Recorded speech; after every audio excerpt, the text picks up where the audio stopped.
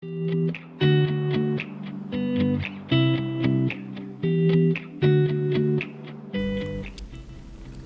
Kinnex has 30 degrees range of motion, broken down into 20 degrees of plantar flexion and 10 degrees of dorsiflexion.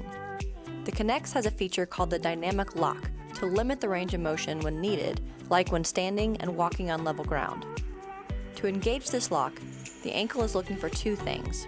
First, to be in a neutral position, which is set during the shoe calibration process, and second is to have weight on it, approximately 20% of the user's weight. When standing, this lock will engage to keep the user safe and stable without feeling like they are floating back and forth. When walking, once it gets to this position, it will allow the ankle to start deflecting the carbon fiber footplate to allow for energy storage and return.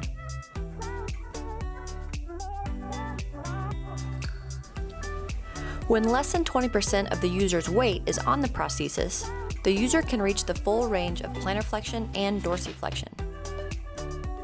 A good method of teaching the patient how this dynamic lock works and how to know what 20% of their weight feels like on the prosthesis, while standing in parallel bars, ask the patient to put a small amount of weight into the heel to allow the ankle to plantar flex, and then a small amount of weight through the toe to reach full dorsiflexion.